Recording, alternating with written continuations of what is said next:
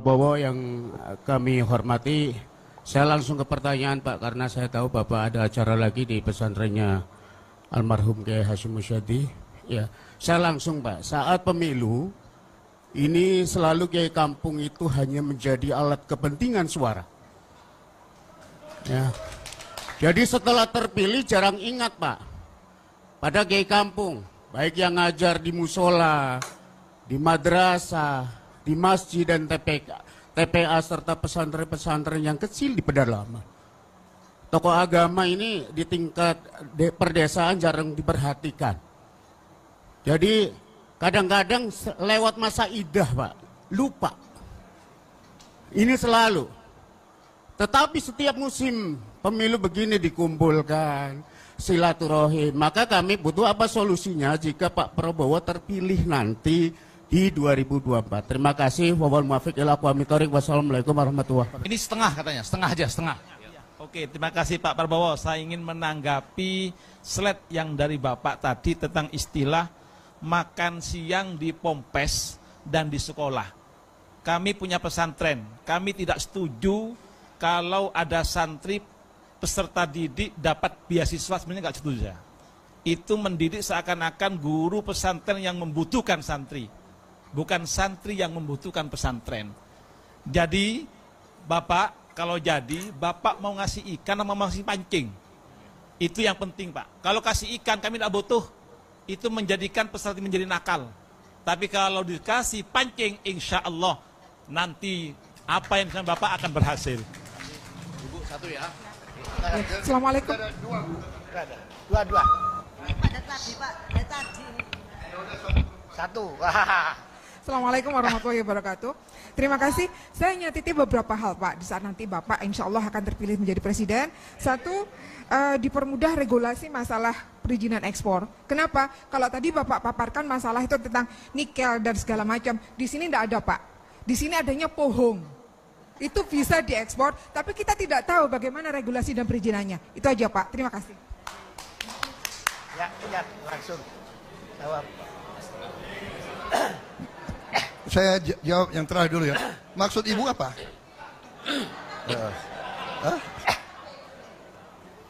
Iya. Kalau tadi Bapak paparkan sejauh mana tuh tentang nikel, biji besi dan segala macam Mbak Iya.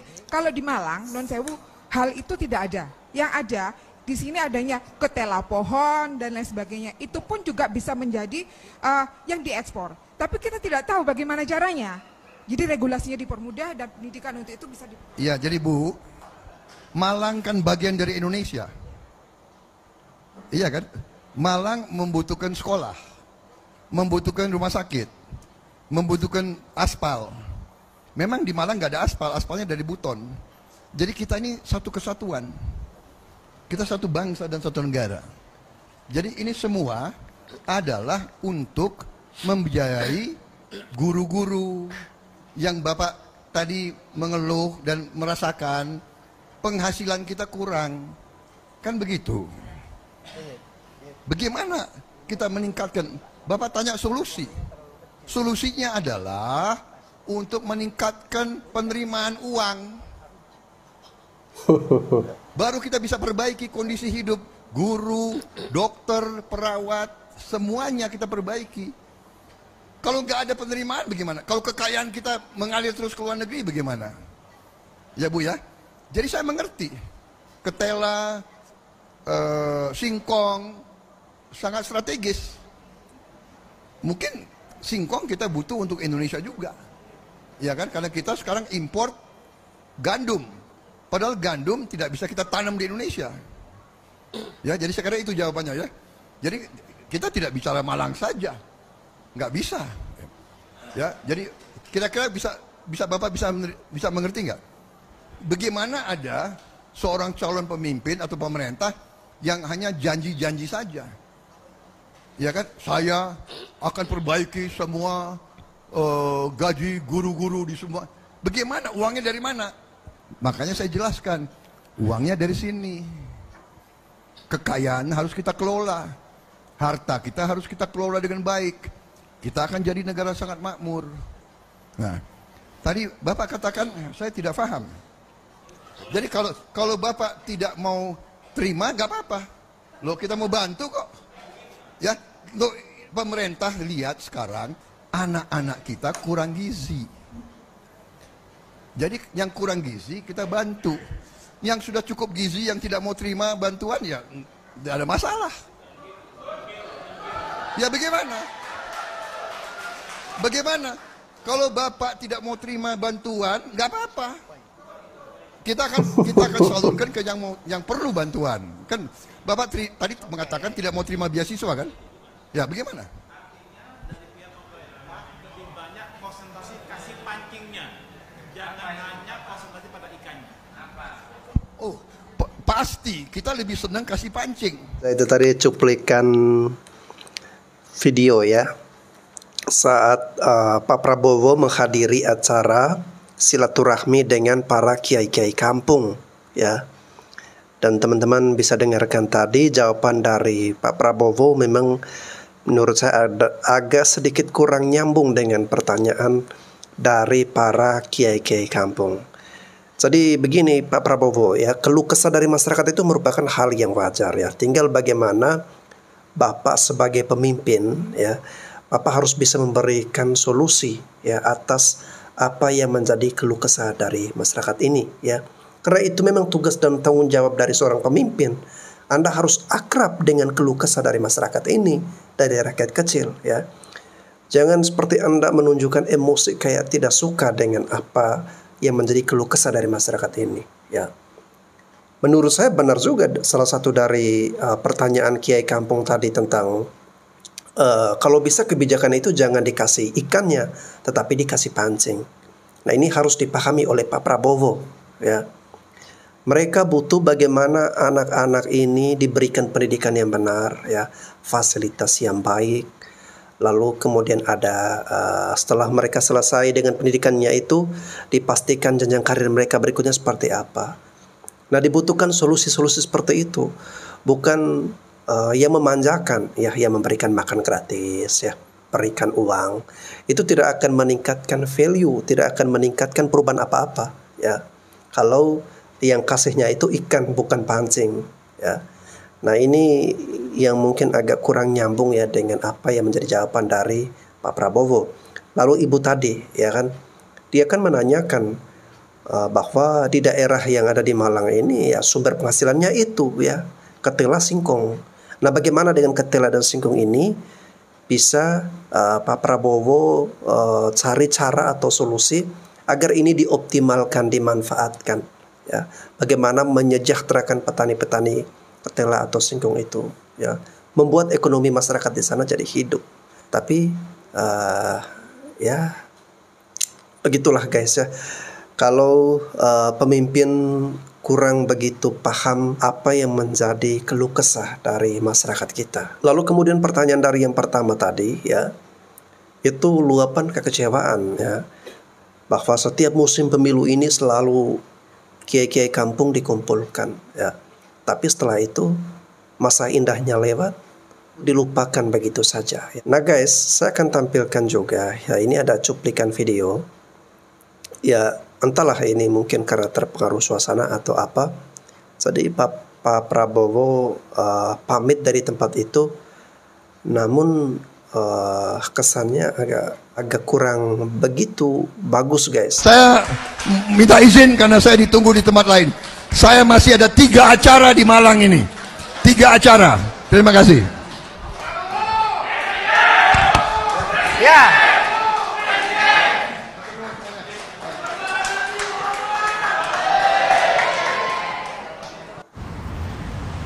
Acara diskusi mahasiswa, kalau ngundang Prabowo, pasti Prabowo nggak datang. Walaupun datang, pasti yang visi misinya cuma satu itu, makan siang gratis dan bentuk-bentuknya duit.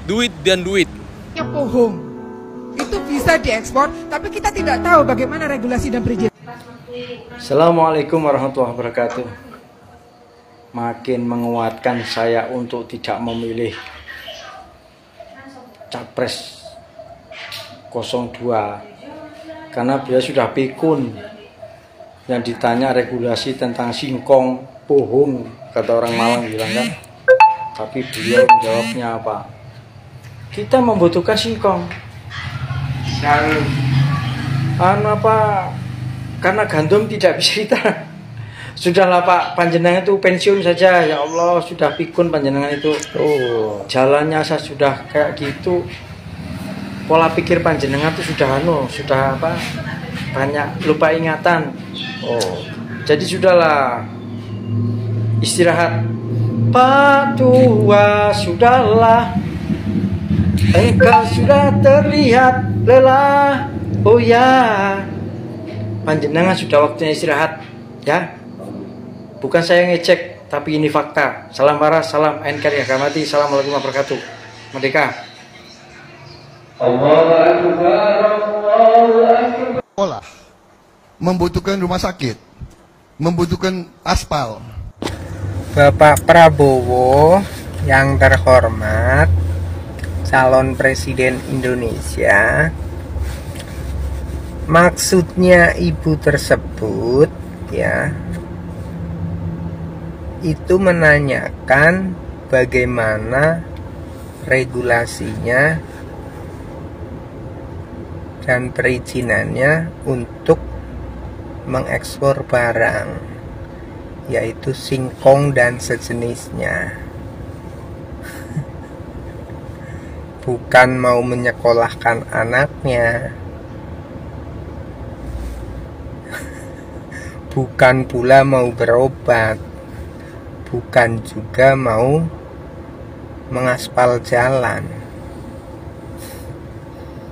Ibu tersebut tadi itu bertanya bagaimana regulasi dan perizinannya untuk mengekspor barang, yaitu maksudnya untuk dipermudah, dibantu oleh pemerintah. Itu maksudnya seperti itu. Kalau Bapak Prabowo menjawab sekolah, rumah sakit, dan aspal, saya rasa tidak nyambung dengan pertanyaan ibu tersebut tadi.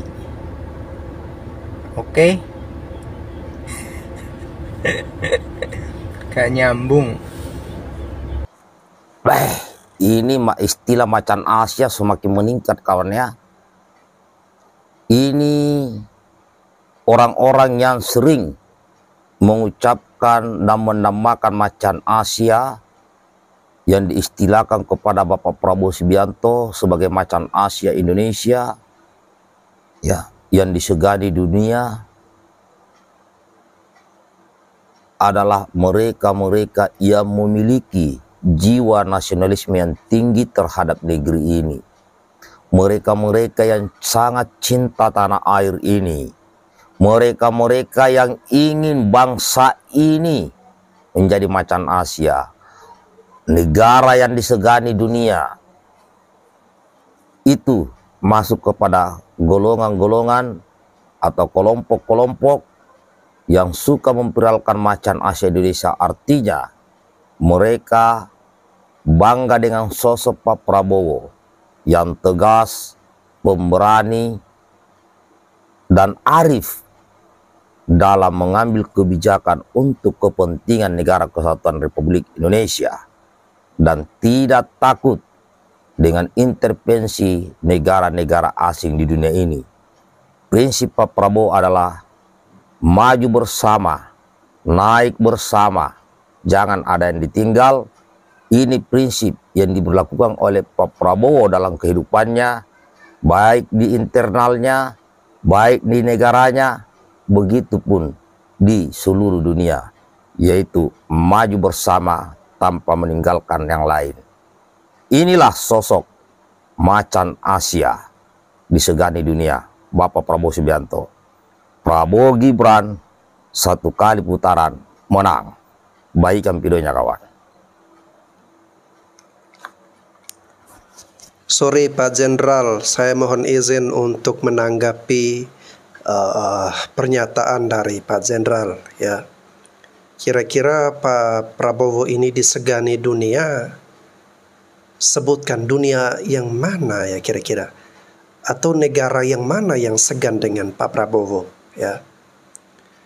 Kalau Bapak menyatakan atau mengatakan bahwa dunia segan dengan Pak Jokowi, masuk akal Pak ya. Itu sangat-sangat masuk akal. Karena Pak Jokowi ini kita tahu sebagai presiden ya 2 periode, dan juga bagaimana prestasi beliau di kancah internasional ya, keaktifan beliau dalam forum-forum perdamaian dunia ya, dalam isu-isu global. Nah itu sudah tidak diragukan lagi dan dunia pun mengakui ya. Kalau Pak Jokowi disebut macan Asia ataupun bila perlu macan internasional, nah itu baru kita akui guys ya. Kalau Pak Prabowo ini mohon maaf apa ya, kalau macan Indonesia oke lah ya. Kalau macan Asia ini ya harus dibuktikan dulu ya. Kira-kira apa prestasinya ya, kira-kira apa sesuatu yang sudah pernah beliau lakukan untuk Asia ini ya, baru kita sebut beliau sebagai macan Asia ya.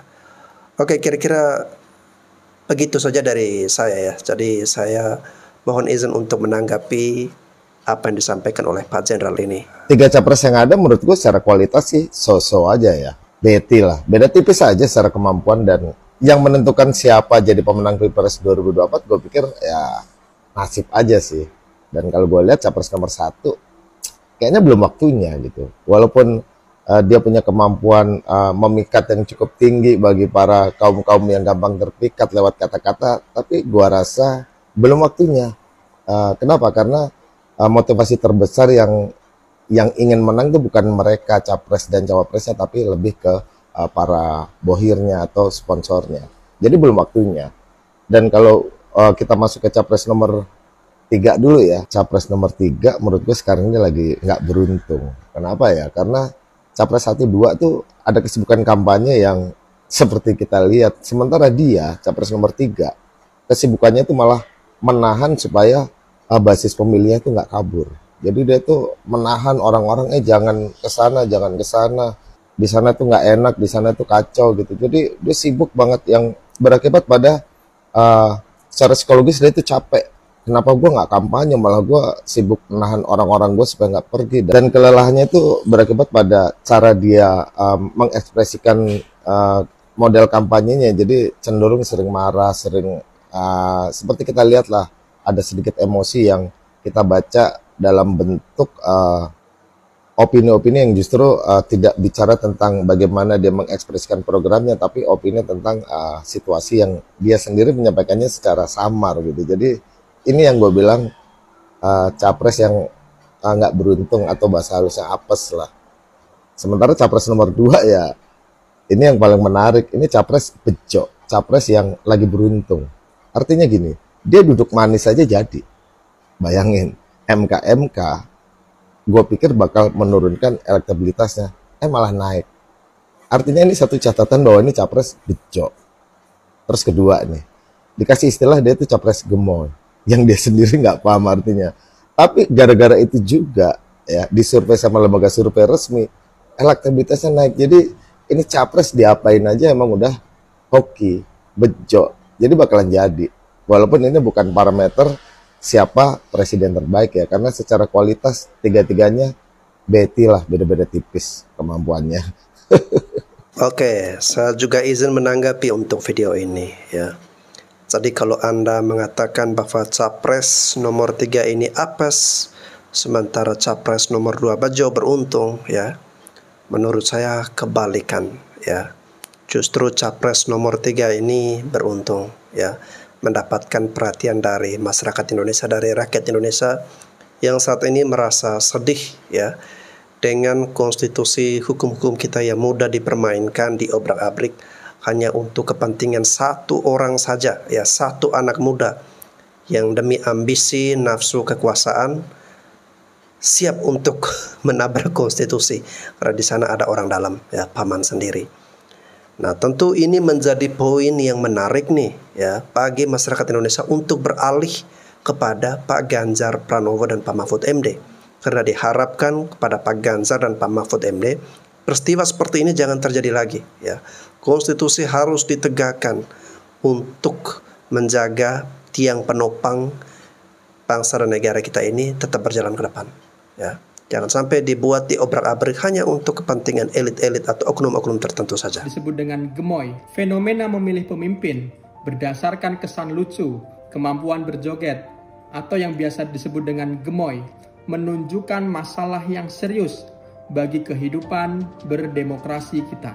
Keputusan memilih pemimpin yang seharusnya didasarkan pada kualitas kepemimpinan, rekam jejak, gagasan, program, dan visi misi terdistorsi oleh penilaian yang dangkal semacam itu. Penilaian yang didasarkan pada faktor yang bukan seharusnya beresiko bagi masa depan Indonesia. Saya mengajak kepada kaum muda yang cerdas dan idealis, kembalilah kepada idealismemu, bahwa memilih pemimpin harus didasarkan pada pertimbangan yang rasional dan substansial. Sebenarnya pertandingan yang paling berat itu bukan pilpres, tapi pilkades. Kenapa? Karena pilkades itu tidak ada wakil, tidak ada pasangan. Dia bergerak dengan dirinya sendiri, dengan energinya sendiri. Tapi kalau pilpres, ada pasangan, ada kekurangan satu dengan yang lainnya, saling melengkapi, saling menutupi. Itu terlepas dari kontroversinya, entah kontroversi dalam masalah hukum atau masalah yang lain. Keputusan mengambil Mas Gibran untuk jadi cawapres Pak Prabowo, menurut saya adalah keputusan yang sangat tepat. Kenapa? Karena setelah saya pelajari, saya punya kesimpulan. Pak Prabowo itu pasarnya dengan pasangan Anies dan Caimin itu sama, yaitu tipikal pemilih emosional. Jadi sebenarnya Pak Prabowo itu tidak sedang bersaing dengan Pak Ganjar dan Pak Mahfud. Tidak. Pasarnya Pak Mahfud dan Ganjar itu tipikal pemilih rasional. Nah, dengan kehadiran Mas Gibran, saya yakin pasar Pak Mahfud akan bisa tersedot. Saran saya untuk tim Pak Prabowo jika ingin memenangkan pertandingan, mulai saat ini ekspos besar-besaran tentang hasil kinerja dari Mas Gibran. Oke? Terima kasih. Apa? Prabowo? Aduh, nggak dulu deh, udah 2 kali. 2014, 2019. Nih dengerin, jangankan cuman Anda, puluhan juta manusia di Indonesia mendukung Prabowo ditinggalin cuman gara-gara pengen jabatan Menhan. Alasannya apa coba? Alasannya nggak rasional, demi kepentingan negara loh. Lah, demi kepentingan negara apa keuangan partai, kestabilan partai? Yang logika dong kalau bikin statement. Pilih Gibran, Mahfud MD, atau Cak Imin? Gibran. Kenapa milih Gibran? Pandai. Pandai dalam hal apa? Memilih jalur SMK atau jalur MK. Ada lagi nggak selain itu? Tukang sulap. Sulap? Maksudnya? Menyulap banteng menjadi batu loncatan. Coba kasih kata-kata buat Pak Gibran. Tenang saja Pak, Bapak saya sudah ada di sini. Hari ini buat anak muda gitu. Oh iya, anak muda hari ini jangan terbiasa dengan karpet merah. Karena tidak semua orang bisa memberikan anaknya karpet merah. Tapi kalau mau yang merah-merah, baju merah aja kayak yang dipakai sama Mas Sahrul Pamuji. Ini teladan yang baik, berproses dari bawah, berpolitik dengan baik, tidak mengambil jalan pintas. Belajarlah dari yang berproses. Terima kasih. Gak bahaya tarosting anak presiden? Gibran Raka Buming Raka yang booming karena gol putusan MK, diusung Partai Golkar menyalip Bapak RK. Tinggalkan PDI dengan PD demi Pak D. Eli, kalau kemarin ada Anies Imin jadi Amin, Ganjar Mahfud jadi Gamut. Sekarang ada Prabowo Gibran jadi bocil. Prabowo sama anak kecil. Karena dia ini kan cawapres paling muda. Emang sih mewakili milenial banget, dan cara berpolitik aja milenial banget. Pengen yang instan. Lagian ngapain sih Mas lari kenceng-kenceng, awas aus. Ya gue lupa, lo udah aus ya, aus kekuasaan. Pengen banget jadi sosok lo. Sadar baru 2 tahun mimpin Solo. Kalau pengalaman masih solo, itu nggak boleh sok loh. Tapi jangan gitu, Li. Dia ini pencetak sejarah baru loh. Karena satu-satu cawapres yang dipilih bukan karena bakat, tapi karena Walaupun Mas Gibran ini adalah anak muda guys ya, tetapi tidak semua anak muda merasa bahwa Mas Gibran ini mewakili anak-anak muda ya. Yang seperti apa dulu, yang bagaimana dulu ya. Kita suka ya dengan anak-anak muda yang berproses guys ya, mendapatkan sesuatu dengan perjuangan ya, dengan proses yang menunjukkan hasil nyata ya. Nah itu yang kita respect, prosesnya itu yang kita hargai guys ya, bukan dengan seperti yang dikatakan oleh Mas Reno tadi ya. Jangan jadi anak muda yang mau diberikan karpet merah ya, sehingga dengan mudah untuk melangkah meraih kekuasaan tanpa harus melewati proses ya. Karena ini untuk pemimpin bagi bangsa dan negara guys ya. Ya persetan lah kalau dia hanya jadi wali kota atau gubernur ya, levelnya daerah ya. Tetapi ini bangsa Indonesia guys ya. Sabang sampai Merauke dengan jumlah penduduk yang begitu banyak, dengan luas wilayah yang begitu besar, ada belasan ribu pulau guys, dengan perairan ya maritim kita yang super luar biasa. Masa kita mau mempercayakan semuanya ini ya, nasib bangsa dan negara kita dipertaruhkan oleh anak yang belum cukup pengalamannya ya. Nggak apa-apa kalau dia anak muda, tetapi dia sudah ada prosesnya, dia sudah punya pengalaman yang banyak ya, dia sudah punya prestasi yang bisa dia buktikan, baru kita percaya ya. Nah kembali lagi kepada Pak Prabowo ya sebagai capres ya. Mohon maaf Pak Prabowo, sedikit masukan dari saya. Pak Prabowo sebagai pemimpin harus bisa akrab dengan keluhan-keluhan dari masyarakat. Jangan ketika masyarakat menyampaikan keluhan, sebagai pemimpin Anda harus akrab dengan hal-hal yang semacam itu. Dan mohon untuk memberikan jawaban yang nyambung dengan pertanyaan dari masyarakat ya. Karena Anda sebagai pemimpin tentu yang kita harapkan ketika keluh kesah dari masyarakat ini, Anda bisa mencari solusi ya. Mencari solusi yang tepat sasaran ya. Oke, itu saja. Semoga Pilpres untuk tahun 2024 ini ya semakin menarik dan kita harapkan dapat berjalan dengan tenang ya, dengan aman dan damai, dan juga harus jujur guys ya. Pemilu yang murni, siapapun yang menang nanti adalah 100% suara dari masyarakat Indonesia. Terima kasih.